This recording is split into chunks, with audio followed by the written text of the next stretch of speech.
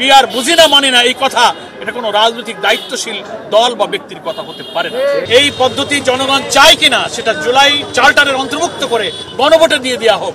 জনগণ যদি চায় সবাইকে মানতে হবে, জনগণ যদি না বলে জামাত ইসলামী সেটা মেনে নেবে। রাজনীতির একটা অংশ।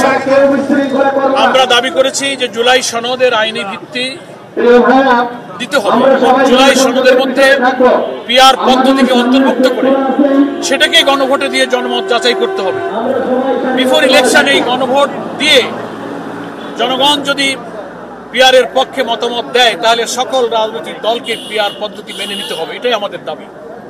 তারপরে আমাদের জাতীয় নির্বাচন হবে।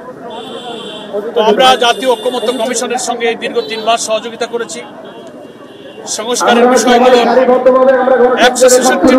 সংস্কার সুপারিশ আমরা কেউ বিশৃঙ্খলা করব না, সারিবদ্ধভাবে যে যেখানে আছি আমরা সেইভাবে সারিবদ্ধভাবে আমরা গণসংযোগ করব। জায়গায় পৌঁছাবার চেষ্টা করা হচ্ছে। দাবি করছি প্রফেশনাল রিপ্রেজেন্টেশন সিস্টেম হচ্ছে স্বচ্ছ, কালো টাকা মুক্ত, পেশি শক্তি মুক্ত, মনোনয়ন বাণিজ্য মুক্ত এবং একটা উন্নত পার্লামেন্টের জন্য পিআর সিস্টেমটাই হচ্ছে সবচেয়ে উপযোগী। বিশ্বের 91টি দেশে এই পদ্ধতি চালু আছে।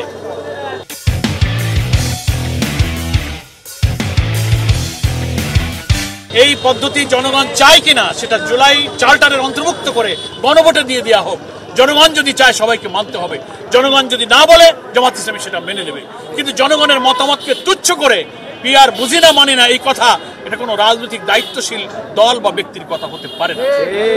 আমরা পিআরের দাবিতে ঐক্যবদ্ধ আছি। এ কারণেই আমরা আন্দোলনের মধ্য দিয়ে নিয়মতান্ত্রিক, শান্তিপূর্ণ, গঠনমূলক আন্দোলনে জনগণকে আমরা মেসেজ দিচ্ছি যে পিআরের এই সুফল আছে এবং আইনি ভিত্তি জুলাই সনদ বাস্তবায়ন আদেশ জারি করে তার ভিত্তিতে গণভোট দিতে হবে। এরপরে জাতীয় নির্বাচন হবে ফেব্রুয়ারিতে। সেই নির্বাচনে জামাত ইসলামী ইনশাআল্লাহ অংশ নেবে। এই কারণেই নিয়মতান্ত্রিক আন্দোলনে কনসেনসাস কমিশন, সরকার, জনগণ, রাজনৈতিক দল, স্টেক হোল্ডার সকলকে আমরা এই মেসেজ দেওয়ার জন্য আমরা নিয়মতান্ত্রিক আন্দোলনে মাঠে নেমেছি। দেশবাসীকে আমি এই আন্দোলন সফল করার জন্য আহ্বান জানাচ্ছি। আমরা যথেষ্ট সাড়া পাচ্ছি। জনগণ এখন একটা নতুন বাংলাদেশ গড়ার জন্য এখন ঐক্যবদ্ধ। যদি কোনো পরাশক্তি, আধিপত্যবাদী শক্তি আবার এই দেশের উপরে আগ্রাসী থাবা না জানায়, আমাদের উপরে কোনো ছবল না মারে, তাহলে জনগণ হয়তো এবার নতুন বাংলাদেশের পক্ষেই একটা নতুন রায় দেবে। আমরা সেজন্য অপেক্ষা করছি। We are waiting for that day. আসসালামু আলাইকুম।